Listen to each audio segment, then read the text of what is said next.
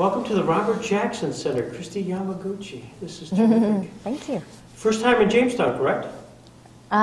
First time in Jamestown. I have been to Chappaqua, but first time here. Well, it's close, but yeah. a few miles away. You've had a chance briefly to see an exhibit we have on Robert Jackson's Korematsu versus the United States case. And you have more than a passing connection to that case. From a background perspective, your mother and father were sort of involved in it, your mother anyways, in the Japanese-American internment. How did that work? Well, my mother was born in 1945, and she was actually born in the Yamaguchi internment camp in Colorado.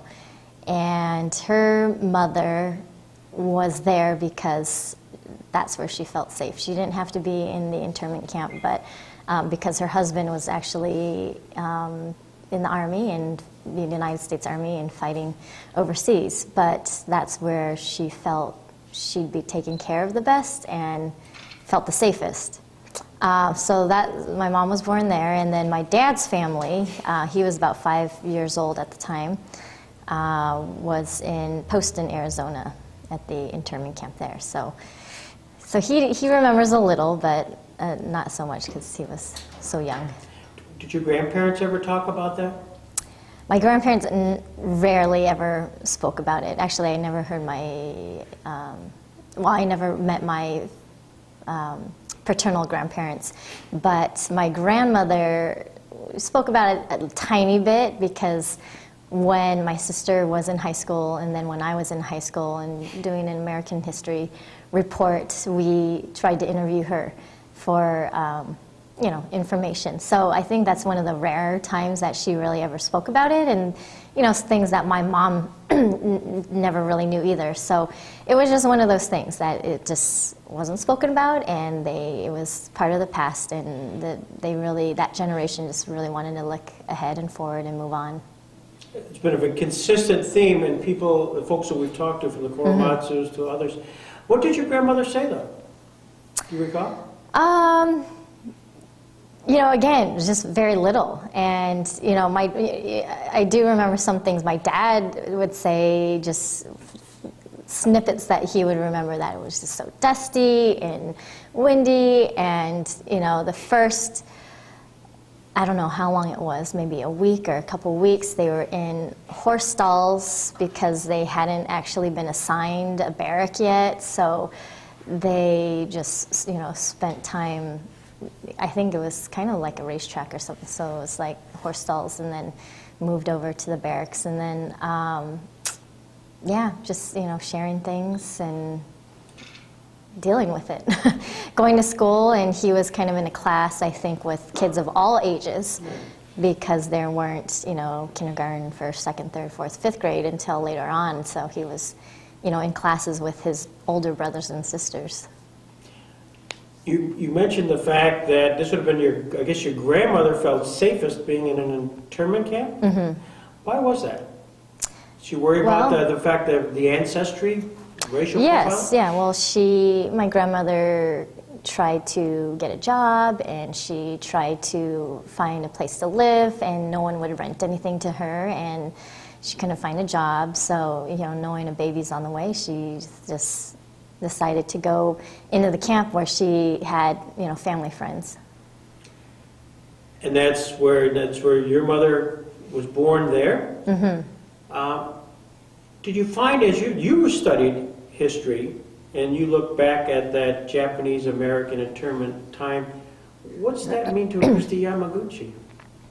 Well, I think after winning the gold and then feeling this overwhelming support from the Japanese-American community, and then, you know, learning to appreciate and step back and really take a look at the Japanese-American history, made me realize that, you know, I am a product of so much sacrifice of the previous generations. And, you know, they could have turned around and said, you know, I'm going back to Japan. But no, they were all American, and they were, you know, very steadfast in wanting to prove their loyalty to this country. And even though the country was doing a disservice to them, they still felt that this was the place that they were going to lay their roots. So, you know, I definitely feel that they paved the way for, you know, me being able to live the American dream as a fourth generation Japanese American. And, you know, definitely, yeah, it's kind of surreal to look back and see, you know, what had to happen in order for me to do something as frivolous as win a gold medal in ice skating. There's actually a Korematsu connection, isn't there, in your family?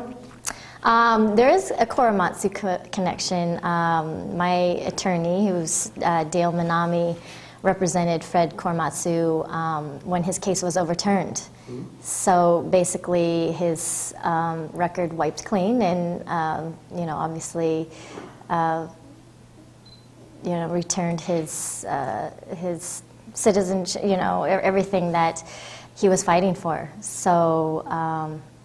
You know, I always heard about Fred and the Korematsu case, especially growing up in California, where there's, you know, a fairly large Japanese American community.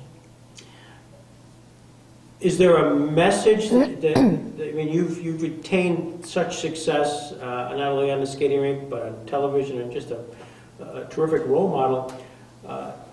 Is that a lesson that you try to pass along to fellow Japanese American ancestry? There's a term there. Is it the Nissan? Oh, Nisei? Yeah, Nisei. I'm actually Yonsei. Nisei, yeah, is like second generation. Sansei's third generation. I'm actually the Yonsei, which is fourth generation. Thank you. So, yeah, the Nisei, there's not too many of them left, and they're the ones who are really the ones that telling the story firsthand. And I think it's the Sansei and the Yonsei generation who are the most curious, because, you know, we feel so American, yet we feel, wow, like this is a part of American history that really isn't told very much. And I mean, it's kind of timing-wise that last night Hawaii Five-0 just did an episode that kind of had a flashback of the internment camps in Hawaii. So it's, you know, and I've seen a lot of comments online that's like, wow, I didn't know this story of our American history, and thanks for telling it. And it's just, you know, I think one of those things that the Japanese Americans didn't want to talk about it much, and obviously the United States government's not going to want to talk about it much either. Yeah, and I think Fred's case, which your attorney was involved in, was called the Coram Nobis. They opened up that case. Is the subject matter of the movie of civil wrongs and rights. And he's in it, featured in that documentary by Eric Fournier. Well, I've got your attention. Talk a little bit about winning your gold medal and the process leading up to it, and the qualifiers and your competition. Could you give me a little Reader's Digest of that 1992 year?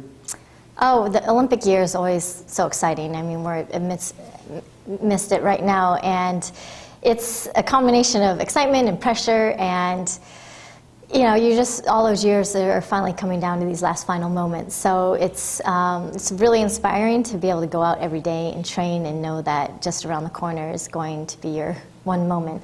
So you know, it's fun to kind of watch the kids preparing for the Olympics right now and bring back a lot of memories of '92. But it's intense, and you know, you really feel like every single thing you do has to be done just right, because that's what's going to show in your performance when it counts. So it's all about putting the time in, and you know, looking after yourself, getting the rest, and not getting injured, and things like that. And you know, just hoping that those 4 minutes you get at the Olympics will be good ones. You were pretty much the favorite going in, weren't you? Kind of the favorite, you know. I mean, I was going in as reigning world champion, so there were expectations, but you know, I kind of put myself as the underdog because, you know, my biggest competitor was also a favorite, so I kind of, in my mind, just put it more on her and like, I'm just going to go in there and do what I can do. Who was that, by the way? It was actually Midori Ito of Japan, was my biggest rival that year. Well, congratulations. I'm so thrilled you're here at the Jackson Center, so thrilled you're here in Jamestown, and Yeah, thanks. Kristi Yamaguchi, Great thank to be you. here. Thank you. Thanks for sharing the museum with us. Thank you.